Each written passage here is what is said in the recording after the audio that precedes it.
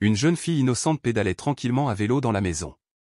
Lorsque sa mère s'arrêta de préparer le déjeuner pour aller la voir, la fillette avait disparu, sans laisser de traces.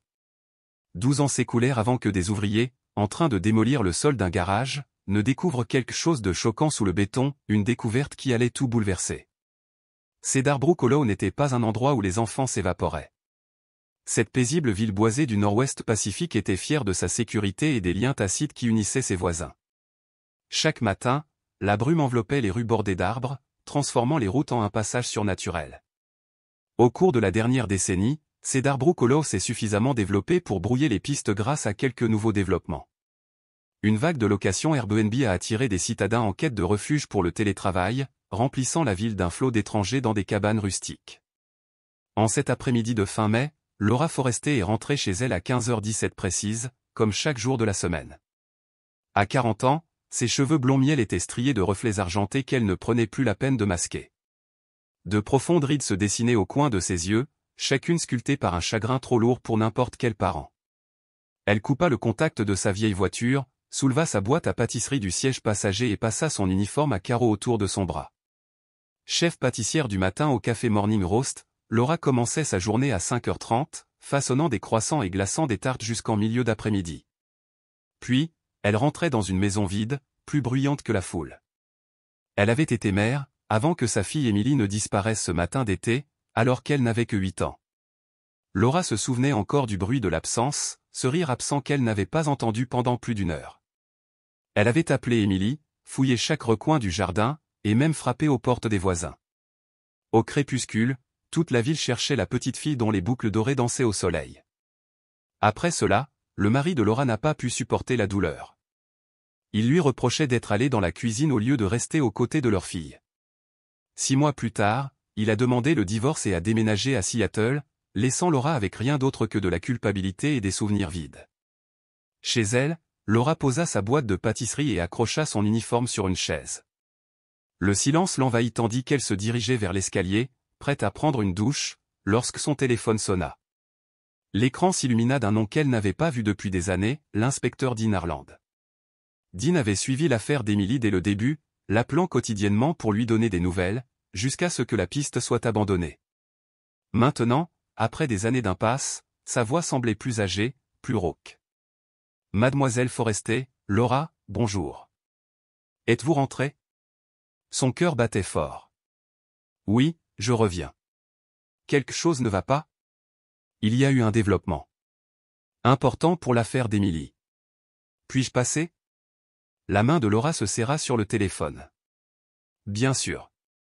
Je serai là dans 15 minutes. » Elle faisait les 100 pas, rangeant des magazines, repoussant des oreillers même si personne n'en avait besoin. Qu'est-ce que cela pouvait bien vouloir dire ?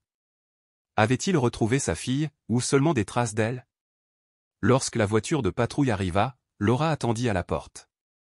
L'inspecteur Harland émergea, les cheveux noirs teintés de gris et les épaules légèrement voûtées par les années passées à étudier les dossiers. « Laura, dit-il. Merci de m'avoir reçu si vite. » Elle s'écarta. « Entrez, s'il vous plaît. » Il secoua la tête. « Ce serait mieux si tu venais avec moi. On a trouvé quelque chose, des preuves liées à Emily. » Son souffle s'accéléra. « Qu'est-ce qu'il y a ?» Son visage d'enquêteur était grave. « Le vélo d'Emily. Il est dans une location Airbnb à proximité. Nous avons besoin que vous l'identifiez. » Laura attrapa son sac sans hésiter. En voiture, elle vit défiler des repères familiers ou les itinéraires qu'elle avait mémorisés depuis longtemps.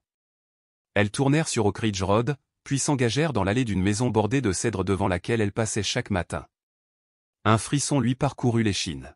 « Je passe par ici tous les jours, » murmura-t-elle. Harland hocha doucement la tête. « On ira au fond des choses. » Un ruban jaune encadrait le garage où policiers et techniciens en tenue blanche travaillaient autour d'une dalle de béton brisée. À l'entrée se tenait Ryan Johnson, le contremaître des travaux de rénovation qui avait découvert la moto. Il leur adressa un bref signe de tête et les conduisit à l'intérieur. Sous un trou dentelé dans le sol se trouvait un petit vélo rose recouvert de terre et de poussière de béton. Un panier en plastique blanc était encore accroché au guidon. La poitrine de Laura se serra. « C'est le sien », murmura-t-elle en s'approchant. « C'est le vélo d'Emily. L'inspecteur Harland s'accroupit à côté d'elle. Vous voyez les banderoles violettes et roses? Elle ne laissait jamais personne les enlever. Sa voix tremblait tandis qu'elle pointait du doigt. Le vélo semblait abandonné, rouillé par le temps, mais reconnaissable entre mille. Il a été enterré volontairement, ajouta le contremaître. Pas par hasard. Laura déglutit difficilement, la peur lui serrant la gorge. Harland posa une main apaisante sur son épaule. Plus rien, juste le vélo. Un soulagement l'envahit, mêlé à un chagrin nouveau. Elle s'agenouilla pour photographier la moto, prenant soin de ne pas perturber la scène. Tandis que les policiers s'apprêtaient à l'extraire pour des analyses d'empreintes digitales et d'ADN, Laura resta figée sur place, s'accrochant à une lueur d'espoir qu'elle n'avait pas ressentie depuis 12 longues années. Nous traiterons cela avec le plus grand soin, assura une policière à Laura, capturant son regard inquiet tandis qu'elle examinait le sol du garage. Chaque détail compte. Le crissement des pneus sur le gravier attira leur attention. Par la porte ouverte, Laura aperçut 2 policiers en uniforme qui guidaient un homme d'un certain âge vers la maison. Il semblait avoir la cinquantaine avancée, ses cheveux gris clairsemés, son visage buriné par des années de soleil et de vent. Ses épaules étaient légèrement voûtées, et il avançait d'un pas hésitant, comme s'il cherchait à se fondre dans le décor. C'est Ernest Mallery, le concierge, murmura l'inspecteur Harland en suivant le regard de Laura. Écoutons ce qu'il a à dire. Ils sortirent, Ernest se tenait près de la voiture de patrouille, son regard oscillant nerveusement entre l'inspecteur et Laura. Les profonds plis autour de sa bouche lui donnaient un froncement de sourcils perpétuel, et chaque tic de son regard trahissait son malaise. Monsieur Mallery, commença l'inspecteur Harland d'une voix calme mais ferme, je suis l'inspecteur Dean Harland, enquêteur principal dans l'affaire de la disparition d'Emily Forresté. Voici Laura Forresté, la mère d'Emily. Ernest hocha la tête avec raideur, évitant leur regard. J'ai entendu dire qu'on avait trouvé quelque chose, dit-il à voix basse. Les policiers ne m'ont pas dit grand-chose, juste que je devais venir ici immédiatement. L'inspecteur Harland a expliqué, nous avons découvert un vélo d'enfant enterré sous le sol en béton du garage. Il a été formellement identifié comme étant celui d'Emily, elle a disparu il y a 12 ans, à l'âge de 8 ans. À ces mots, Ernest écarquilla les yeux. Un vélo sous le béton, souffla-t-il, l'incrédulité s'immisçant dans sa voix. Je n'y connais rien. Je ne m'occupe que de l'accueil des invités et de l'entretien général. Mais je me souviens que le propriétaire avait commandé une rénovation du garage. Quand avez-vous commencé à travailler comme concierge, a insisté le détective. Il y a une dizaine d'années, depuis que M. Holloway a commencé à louer la propriété sur Airbnb. Ernest s'agita, mal à l'aise. Vance Holloway est le propriétaire, il vit à Zurich maintenant, mais il revient 1 ou 2 fois par an pour prendre des nouvelles. Le regard de l'inspecteur Harland resta fixé sur Ernest. Quand le sol du garage a-t-il été réparé pour la dernière fois? Pas depuis mon arrivée, répondit rapidement Ernest. La maison a été construite il y a 13 ans. Monsieur Holloway y a vécu quelques années avant de partir à l'étranger. Laura observa les regards inquiets d'Ernest vers le garage. Sa nervosité semblait trahir plus qu'une simple surprise. Le ton de l'inspecteur Harland s'accentua. Les principales personnes ayant un accès régulier ici sont vous et le propriétaire. Enterrer un vélo sous du béton n'est pas chose facile pour un client de passage. Le visage d'Ernest rougit. Tu crois que c'est moi qui ai fait ça? Je suis le gardien, pas un criminel. Je ne savais rien de la disparition d'une fille ou d'un vélo. L'un des officiers en uniforme intervint, nous aurons besoin des dossiers de tous ceux qui ont séjourné ici. Ernest expira, le soulagement se lisant sur son visage. Bien sûr. J'ai tous les dossiers, certains clients restent des mois, voire 1 an, surtout maintenant avec le télétravail. L'inspecteur Harland haussa un sourcil. Vous admettez donc qu'il pourrait s'agir d'un locataire de longue durée? Je ne suggère rien, protesta Ernest. Je ne sais tout simplement pas comment la moto est arrivée là. Elle date peut-être même d'avant mon arrivée. Un autre agent a consulté les dossiers du comté sur une tablette. Au bout d'un moment, il a déclaré, cette propriété a été construite en 2010, environ 1 an avant la disparition d'Emily en 2011. Ernest en profita. Voilà, le vélo a dû être placé pendant les travaux, avant qu'il ne coule le béton. Je n'étais pas là à ce moment-là. L'expression de l'inspecteur Harland restait indéchiffrable. Nous devons parler à M. Holloway immédiatement. Et, M. Mallery, je vous demande de rester en ville et de vous tenir disponible pour un interrogatoire plus approfondi. Ernest hocha vigoureusement la tête. Certainement, inspecteur. Je ferai tout mon possible pour vous aider. L'inspecteur Harland se tourna vers Laura. Nous avons alerté les médias locaux. Ils devraient arriver bientôt. Souhaitez-vous faire une déclaration? Laura secoua la tête, la voix tremblante. Je ne pense pas pouvoir le faire maintenant. C'est trop. Je comprends, dit-il doucement. Un agent vous raccompagnera chez vous et je vous tiendrai au courant de l'évolution de la situation. Tandis qu'on conduisait Laura à la voiture de patrouille, elle aperçut des cars de reportage alignés le long de la route, les caméras braquées sur le garage. À la vue du vélo d'Émilie, un fragile espoir s'éveilla en elle, 12 ans d'attente, et maintenant peut-être une chance d'obtenir des réponses. L'agent la conduisit dans son quartier familier, mais tout semblait différent aux yeux de Laura. Quelque part à Cedarbrook Hollow se trouvait la vérité sur le sort de sa fille. Pour la première fois depuis plus de 10 ans, elle osait croire qu'elle pourrait enfin la découvrir. De retour chez elle, Laura remercia l'agent et se rendit directement dans sa chambre. Son esprit tourbillonnait avec les révélations de l'après-midi, le vélo enterré, le témoignage d'Ernest Mallory, la reprise de l'enquête. Elle ôta ses vêtements de travail pour enfiler un pantalon de survêtement doux et un sweatshirt universitaire usé, puis se dirigea pieds nus vers son bureau. Autrefois chambre d'Émilie, cet espace avait été transformé en espace de travail pour Laura il y a des années, elle ne supportait plus de voir cette pièce intacte. Les murs jaunes vifs avaient été repeints en beige neutre, mais Laura avait conservé quelques dessins d'Émilie dans des cadres simples aux souvenirs silencieux d'une fille perdue mais pas oubliée. À son bureau, Laura se connecta au forum de la communauté de soutien aux enfants disparus, son lien vital en ligne depuis 10 ans.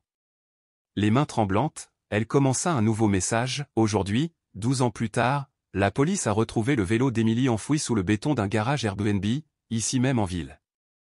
Je passe devant cette maison tous les jours en allant au travail, et jusqu'à présent, elle n'était qu'un décor parmi d'autres sur mon trajet du matin. L'enquête est en cours et je suis submergé par l'émotion, mais je voulais vous donner des nouvelles, à vous tous qui me soutenez depuis si longtemps. Cela pourrait bien être la pause que nous attendions. Elle a joint l'une des photos qu'elle avait prises du vélo dans la fosse et a appuyé sur publier. Presque immédiatement, des notifications ont commencé à apparaître, les membres de la communauté l'entourant de messages de soutien et d'espoir. Alors que Laura parcourait les réponses, une autre notification est apparue pour ses messages privés.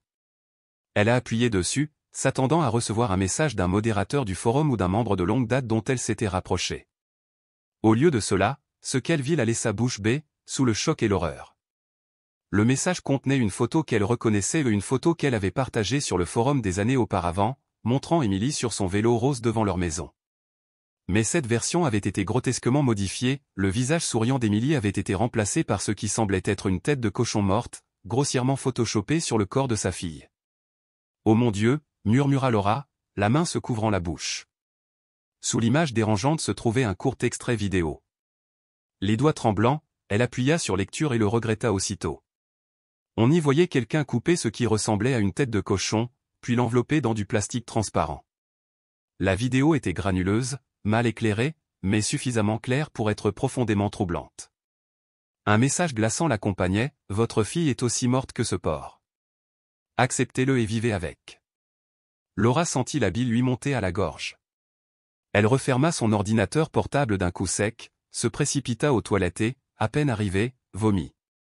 Elle se lamenta jusqu'à ce qu'il ne reste plus rien, puis s'effondra contre le carrelage froid du mur, tremblante. Après quelques minutes, elle se força à retourner à l'ordinateur. Déterminée à documenter ses preuves pour l'inspecteur Harlon, elle rouvrit son ordinateur et prit des captures d'écran du message, de la photo modifiée et de la vidéo. Puis elle tapa une réponse, « Qui êtes-vous ? Si vous êtes assez courageux pour envoyer ces saletés, vous devriez l'être aussi pour vous révéler. Qui ferait une chose aussi cruelle à une mère qui souffre depuis 12 ans ? Elle cliqua sur le nom d'utilisateur de l'expéditeur, espérant un indice, mais le profil était privé, sans abonnés ni nombre d'abonnés, comme s'il avait été créé uniquement pour la tourmenter. Laura arpentait la pièce, tentant de calmer son cœur battant. Au bout de quelques minutes, elle rouvrit la vidéo, cherchant le moindre détail susceptible de révéler l'identité de l'expéditeur. Elle l'a mis sur pause à plusieurs reprises, observant l'arrière-plan, une surface en bois patiné qui pouvait être une table d'extérieur ou un billot de boucher, et, dans un coin d'un cadre, la silhouette floue de ce qui ressemblait à un pain à travers une fenêtre. Elle a partagé la photo et la vidéo avec la communauté et les a envoyées aux détectives, espérant que quelqu'un remarquerait quelque chose qu'elle avait manqué. Elle a publié sa propre explication, demandant de l'aide pour identifier le compte ou des indices dans la vidéo. Alors qu'elle la mettait en ligne, son téléphone a sonné. C'était l'inspecteur Arlon. « Je viens de voir ce que vous m'avez envoyé », dit-il sans préambule. « Quand avez-vous reçu ceci ?» « À l'instant », répondit Laura, surprise par sa voix assurée. « J'ai posté un message sur la découverte du vélo d'Émilie et c'est apparu dans mes messages privés presque immédiatement. Notre équipe technique analyse la vidéo et trace le compte. » L'inspecteur Arlon marqua une pause. « J'ai tout de suite remarqué une chose, les arbres à l'arrière-plan ressemblent à des conifères alpins européens, pas aux espèces que l'on voit habituellement par ici. Serait-ce le propriétaire? Il vit en Suisse, n'est-ce pas? C'est possible, admit Laura. Nous avons contacté Ernest Mallery plus tôt dans la journée. Il a peut-être alerté le propriétaire. Mais il se pourrait aussi qu'un troll ait vu la nouvelle et ait décidé d'être cruel. As-tu trouvé autre chose à la maison? Demanda Laura. Nous avons mené des recherches approfondies, aucun signe de restes humains ni aucun autre élément lié à l'affaire Émilie, ce qui est au moins positif. Le vélo est notre seule piste sérieuse pour l'instant. Laura ferma les yeux, résistant à la déception. Les mots suivants de l'inspecteur Arlon laissèrent entrevoir une lueur d'espoir, la découverte du vélo est une avancée majeure. Cela nous indique qu'une personne liée à la disparition d'Émilie avait accès à cette propriété. Cela nous permet de mieux cerner les choses. Après l'appel, Laura retourna à son ordinateur. Son message sur le forum avait suscité des dizaines de réponses, analyses, soutiens, et même des débats sur la question de savoir si les images avaient été manipulées numériquement ou générées par l'IA. Elle se plongea dans leurs commentaires, reconnaissante de la distraction et de l'expertise collective de la communauté. Chaque message de soutien la renforçait, la rendait plus capable d'affronter l'avenir. Pourtant, sous tout cela coulait un courant d'effroi. Quelqu'un, quelque part, voulait qu'elle cesse de chercher Émilie, qu'elle croie que sa fille avait disparu et quelqu'un la surveillait depuis des années, prêt à anéantir son espoir dès qu'il renaîtrait. Le reste de la journée et de la soirée s'est déroulé dans un flou total, Laura restant rivée au forum. Des experts techniques ont décortiqué les images image par image. L'éclairage est incohérent d'une image à l'autre, a remarqué un membre. Il y a des artefacts autour de la tête du cochon qui suggèrent une manipulation numérique, a écrit un autre. Des images réelles de dépeçage mêlées à des éléments générés par l'IA, a expliqué un authentificateur vidéo. Laura s'accrochait à ces discussions techniques, se concentrant sur les pixels et les artefacts plutôt que sur le contenu horrible ou ses implications pour le sort d'Émilie. Les heures passaient et elle perdait toute notion du temps. Lorsqu'elle remarqua enfin l'horloge, il était presque minuit.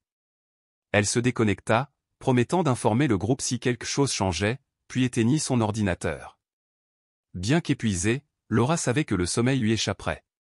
Son esprit imaginait des scénarios à toute vitesse, le vélo enfoui dans le béton, la photo grotesque, la vidéo de la tête de cochon, la nervosité d'Ernest, le propriétaire en Suisse. Le timing de tout cela semblait impossible à confondre avec le hasard. Elle continua néanmoins sa routine nocturne, se laver le visage, se brosser les dents, enfiler son pyjama homme et au lit, elle resta éveillée, les yeux rivés au plafond, tandis que les phares des voitures projetaient des ombres mouvantes. L'agresseur était-il à des kilomètres de là, en Europe, derrière un écran? Si oui, pourquoi tourmenter une mère qui avait déjà enduré les pires souffrances imaginables? Les heures passèrent, 1h17, 2h42, 3h28. À 16h, elle avait abandonné. C'est ridicule, murmura-t-elle en allumant la lampe de chevet. Si le sommeil ne venait pas, au moins elle pourrait être productive. Elle se glissa hors du lit, enfila un jean noir et un pull vert tendre, attrapa sa boîte à pâtisserie, son uniforme de chef et son sac à main. Arriver à la boulangerie avant l'aube n'était pas une nouveauté pour elle. Marge, la propriétaire, avait donné une clé à Laura des années auparavant, lui faisant une confiance aveugle. Les fours se fichent de l'heure, disait Marge, et moi non plus, du moment que les pâtisseries sont bonnes. La boulangerie était devenue le sanctuaire de Laura après la disparition d'Émilie. Il y avait quelque chose de thérapeutique dans les mesures précises, le pétrissage rythmique de la pâte et l'alchimie de la chaleur transformant des ingrédients simples en une merveille. Dans la cuisine, elle pouvait créer de la joie quand elle avait négligé de protéger l'essentiel. Elle chargea ses provisions dans la voiture et sortit de l'allée en marche arrière. Cedarbrook Hollow était désert à cette heure-ci, éclairé seulement par les lampadaires et la faible lueur de l'aube. Tandis qu'elle empruntait son chemin habituel vers la boulangerie, ses phares balayèrent les rues désertes, la plupart des habitants dormaient encore profondément. Elle ralentit en approchant du virage près du Airbnb où le vélo d'Emily avait été retrouvé.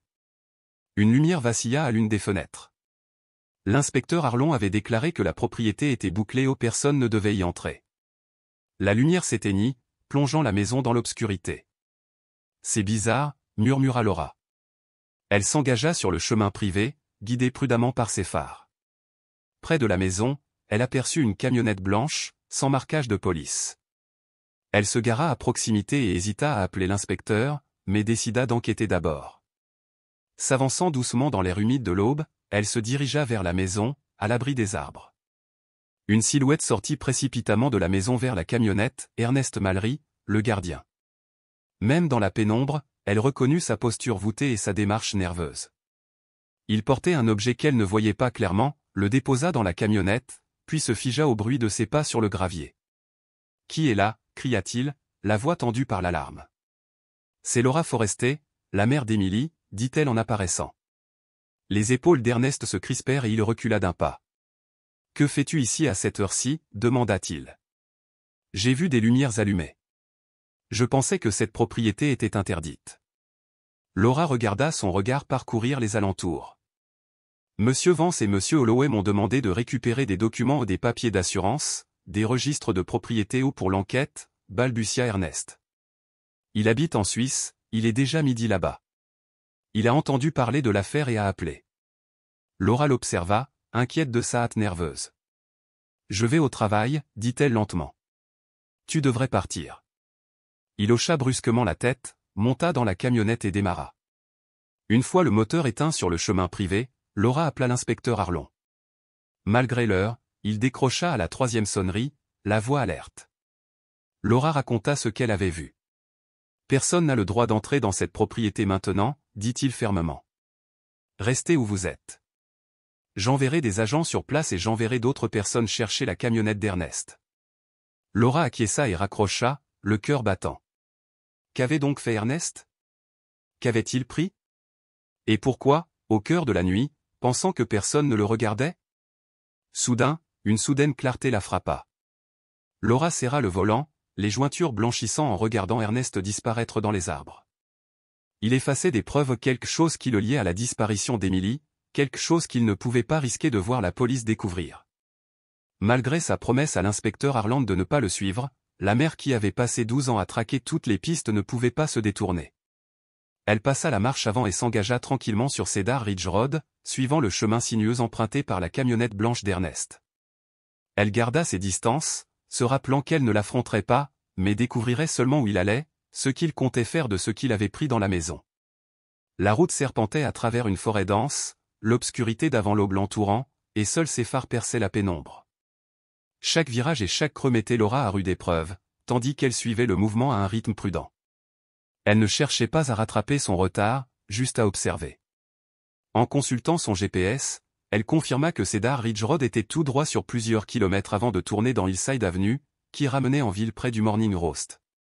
Si ce détour ne la consumait pas, elle pourrait quand même arriver au travail à temps.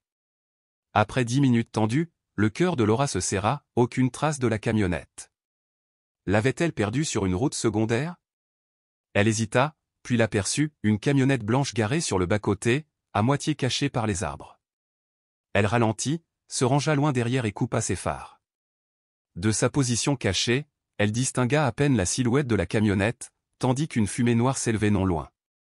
En baissant sa vitre, elle perçut la brûlure âcre des produits chimiques, et non la douce fumée d'un feu de camp. Penchée en avant, elle scruta les sous-bois. De fines volutes de fumée noire s'échappaient d'une petite clairière. Ernest brûlait quelque chose. Son pouce accéléra, appelait l'inspecteur Arland maintenant. Mais que pouvait-elle dire? Le temps qu'il arrive, Ernest serait parti. Elle regarda Ernest émerger des bois, un tonneau métallique à la main. Il le chargea précipitamment à l'arrière de sa camionnette, jetant un coup d'œil par-dessus son épaule comme s'il s'attendait à la voir surgir de l'obscurité. Satisfait que le tonneau soit bien fixé, il grimpa au volant et démarra. Laura resta cachée, attendant que sa camionnette disparaisse au détour d'un virage avant de redémarrer silencieusement sa voiture et de la suivre. Son téléphone ne captait qu'une seule barre de signal. La voix de l'inspecteur Harland grésillait. « Laura, je t'entends. Où es-tu » ? Cedar Ridge, direction ouest. Ernest s'est arrêté dans les bois.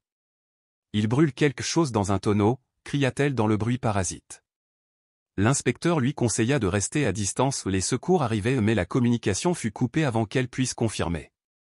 Cedar Ridge se déployait devant elle, la forêt cédant la place à une étroite ruelle. Laura faillit la manquer, mais s'y attaqua juste à temps. Elle dépassa le virage, puis fit marche arrière pour disparaître, baissant l'intensité de ses phares et avançant lentement. Whispering Pineland était un cul-de-sac de maisons dispersées, chacune en retrait derrière des arbres denses. Se garant à l'orée de la forêt, Laura braqua l'appareil photo de son téléphone sur un modeste bungalow bleu patiné. La camionnette d'Ernest était stationnée dans l'allée pendant qu'il transportait le baril à brûler. Il revint avec un chariot rouge ou industriel, robuste et peina à le faire sortir. Elle en eut le souffle coupé, à quoi bon un tel équipement ?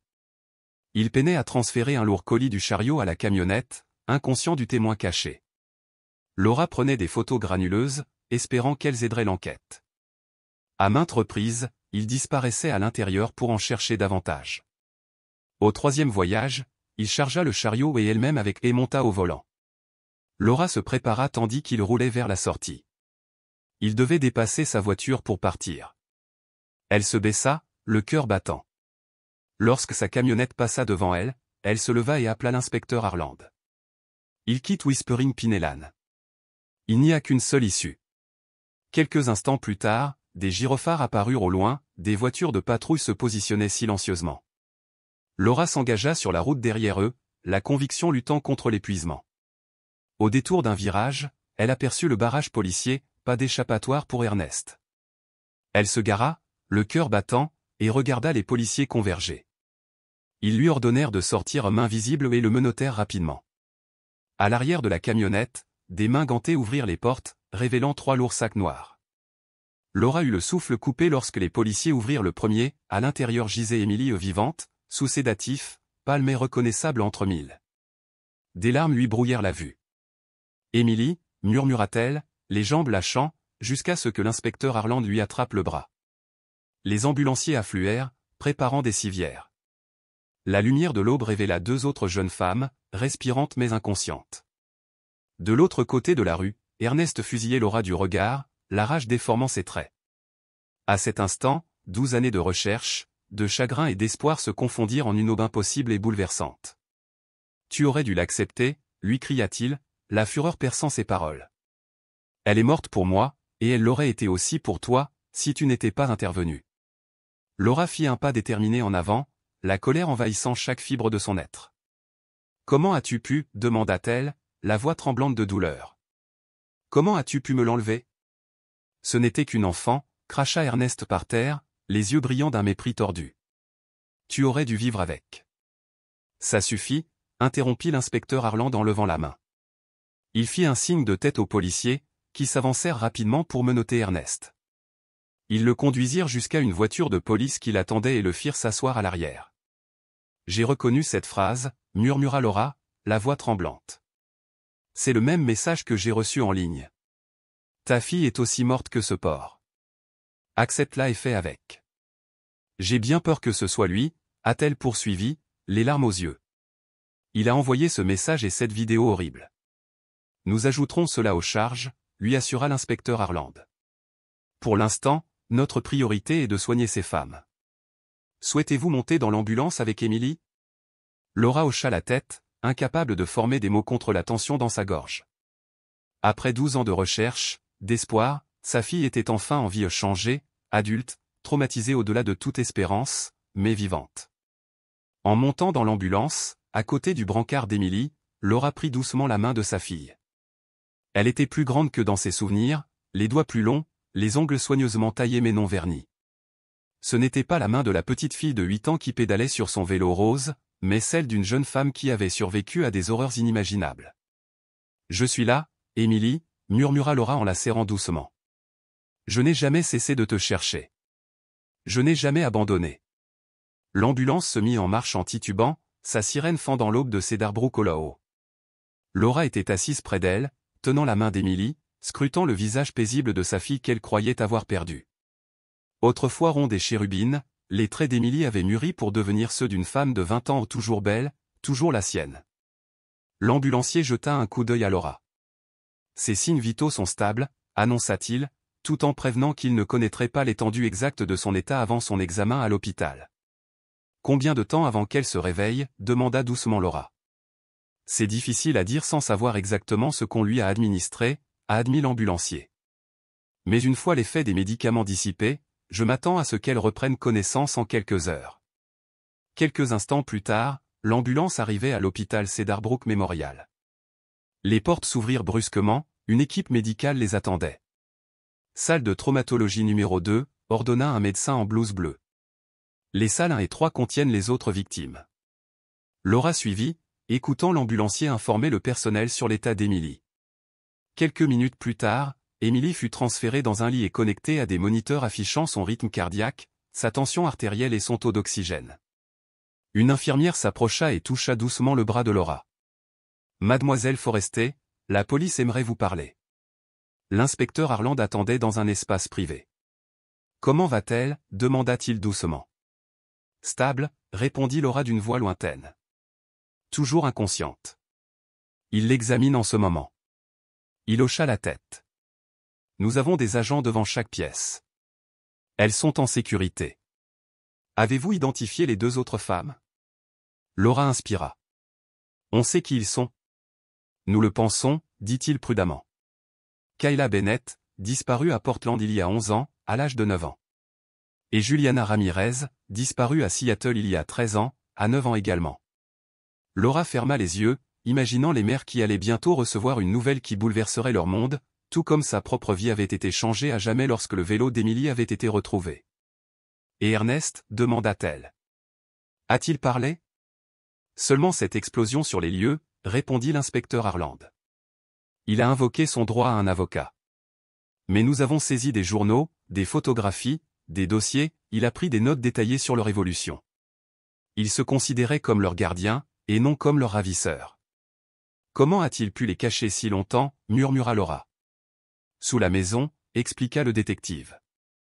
Un bunker anti-tempête insonorisé. Il les gardait là la plupart du temps, surtout quand il recevait des visiteurs rares, car il vit en reclus. Laura frissonna à l'idée d'Émilie et des autres vivants sous terre, cachés de la lumière du soleil, interdits au monde depuis des années. Nous avons également récupéré son ordinateur portable, a-t-il poursuivi. Le service technique confirme qu'il vous a envoyé cette photo et cette vidéo manipulée. Il a créé un nouveau compte exclusivement pour cela. La vidéo a été modifiée par IA pour faire croire qu'elle provenait d'Europe, afin de détourner les soupçons. Laura comprit soudain, il a essayé de piéger quelqu'un d'autre. Les autorités suisses sont impliquées, a déclaré l'inspecteur Harland. Elles ont interrogé M. Holloway, qui a supervisé la rénovation, mais nie avoir eu connaissance de ces crimes. Nous poursuivons l'enquête. Un médecin entra. Mademoiselle Forester, je suis le docteur Patel. J'ai terminé l'examen initial. Laura se leva. Comment va-t-elle? Réveillée? Pas encore, répondit doucement le docteur Patel. Mais elle montre des signes de rémission. Physiquement, elle va remarquablement bien, dénutrie, mais sans gravité, sans traumatisme récent, hormis quelques fractures cicatrisées. Laura déglutit. Et les abus sexuels? Le docteur Patel est resté neutre. Nous n'avons trouvé aucune preuve d'agression ou de violence sexuelle. Selon les 3 femmes, il s'agissait d'une relation paternelle contrôlante et psychologiquement abusive, mais non sexuelle. Laura fut submergée de soulagement. La guérison psychologique serait longue, mais savoir qu'Émilie avait été épargnée par cette horreur était une petite grâce. Quand puis-je la voir? Vous pouvez entrer maintenant, a dit le docteur Patel. Nous l'avons installée dans une chambre individuelle. Des visages familiers pourront l'aider à se réveiller. J'ai besoin d'être avec elle, dit Laura en se tournant vers le détective Harland. Bien sûr, répondit-il. Je vous recontacterai plus tard. Nous aurons besoin des déclarations de chacun d'eux quand ils seront prêts. Laura suivit le docteur Patel dans le couloir. Un agent en uniforme montait la garde devant la chambre d'Émilie. Laura entra et trouva sa fille allongée, les écrans clignotant doucement. Elle s'assit sur une chaise près du lit et reprit la main d'Émilie. « Je suis là, mon cœur » murmura-t-elle. tu es en sécurité maintenant. Pendant près d'une heure, Laura resta aux côtés d'Émilie, tantôt lui parlant doucement, tantôt la regardant respirer. À 8 heures du matin, les paupières d'Émilie battirent. Émilie ? Laura se pencha. Tu m'entends ? Ses yeux s'ouvrirent lentement, le regard perdu dans le flou, puis s'éclaircirent tandis qu'elle observait la pièce. Maman, murmura-t-elle d'une voix rauque. Les larmes de Laura coulèrent. Oui, c'est moi. Où suis-je ? Où est Ernest ? La peur s'insinua dans la voix d'Émilie. À l'hôpital, assura Laura. Il a été arrêté. Il ne peut plus te faire de mal. Émilie le fixa, comme pour confirmer la réalité. J'ai cru ne plus jamais te revoir. Je n'ai jamais cessé de te chercher, sanglota Laura. Je n'ai jamais cessé d'espérer. Une infirmière entra, vérifia les signes vitaux d'Émilie et s'éclipsa. Le docteur Patel revint avec l'inspecteur Harland. Bonjour, Émilie, la salua doucement le docteur Patel. Comment vous sentez-vous ? Étourdi, fatigué, mais ça va, répondit Émilie. C'est normal, a dit le docteur Patel. L'effet du médicament s'estompe. Nous prendrons bien soin de vous. L'inspecteur Harland s'avança. Quand vous vous sentirez prêt, nous aimerions vous poser quelques questions. Émilie hocha la tête. Les autres filles, Kayla et Jules, elles vont bien ? Ils sont sains et saufs, lui dit-il. Toujours inconscients, mais ils devraient se rétablir. Émilie se détendit. Bien. J'ai promis de les protéger. Tu l'as fait, dit Laura en lui serrant la main. Vous avez tous veillé les uns sur les autres. Et maintenant, tu es de retour. Le docteur Patel intervint doucement. Elle a besoin de repos, mais si elle en a envie, vos réponses pourraient faire avancer l'enquête. Émilie soutint son regard. Je veux aider. Je veux qu'il soit enfermé pour toujours.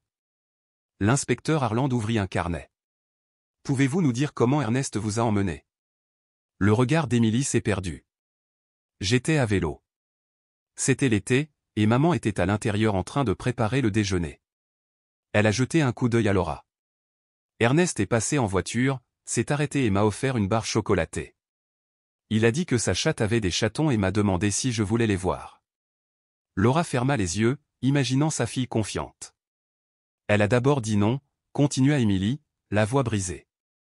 Mais il m'a dit que les chatons étaient dans un garage à proximité si j'apportais mon vélo. J'avais soif. La boisson qu'il m'a donnée avait un drôle de goût, mais j'avais soif. L'inspecteur Harland hocha la tête et nota le message. Alors il vous a emmené chez lui ? Émilie hocha la tête. Le bunker en dessous. C'est là que j'ai rencontré Kayla. Jules est venu plus tard. Il nous a dit qu'il y avait une guerre dehors, que nos parents étaient morts et qu'ils nous protégeaient. Mais on a vu les journaux, dit Émilie, la voix durcie. On savait qu'il mentait. Laura écoutait, horrifiée, mais reconnaissante qu'Émilie puisse se souvenir de tout. Ces souvenirs précis signifiaient que son esprit était intact malgré des années de captivité. A-t-il dit pourquoi ? A demandé le détective. Il a dit qu'il nous sauvait de parents mauvais qui ne nous méritaient pas. Émilie regarda Laura d'un air désolé. Je savais que ce n'était pas vrai pour toi, maman. Je savais que tu m'aimais. Il tenait un journal, raconta plus tard Harland à Laura. Il pensait sauver des filles de familles négligentes. Il observait Émilie jouer dehors sans surveillance. La vieille culpabilité de Laura refit surface. J'étais dans la cuisine. J'ai vu le jardin par la fenêtre. J'ai juste détourné le regard quelques minutes. Ce n'est pas ta faute, dit Harland fermement. Les prédateurs exploitent la vie normale. Tu n'aurais pas pu le prévoir. Il poursuivit d'une voix grave. Il prévoyait de les déplacer et de les vendre à un réseau international de trafiquants. À mesure qu'ils atteignaient l'âge adulte, ils devenaient nerveux, plus difficiles à contrôler, plus susceptibles de s'échapper. Il allait les droguer et les transporter cette semaine. Laura halta, la main sur la bouche. Émilie resserra son étreinte. Les mots du détective Harland ont brisé l'horreur. Si vous n'aviez pas remarqué la lumière et suivi les siens ce matin-là, ils auraient pu disparaître à jamais. Émilie se redressa, la détermination dans le regard. Je veux aider. Je veux m'assurer que personne d'autre ne souffre comme nous. Laura ressentait une immense fierté face à la force de sa fille. Une dernière chose, ajouta Harland. Ernest a participé à la construction de l'Airbnb. Il a enterré le vélo d'Emily sous le garage avant qu'il ne soit terminé, dissimulant ainsi les preuves. Laura hocha la tête, comprenant enfin. Monsieur Holloway coopéra pleinement, il ignorait tout des crimes d'Ernest. Le docteur Patel intervint doucement. Elle a besoin de repos maintenant. Harland promit de revenir plus tard. Seule avec Emily, Laura lui caressa les cheveux. Dors un peu, ma puce. Je suis là. Les paupières d'Emily se fermèrent brusquement. Ne pars pas, murmura-t-elle. Plus jamais, jura Laura en s'installant sur la chaise à côté d'elle. Tandis qu'Emily se rendormait, Laura observait son visage, émerveillée par le miracle d'avoir sa fille à la maison. Quoi qu'il en soit, la guérison, la bataille juridique, les ajustements, elle l'affronteraient ensemble. Après 12 ans d'obscurité, la lumière était enfin revenue dans leur vie.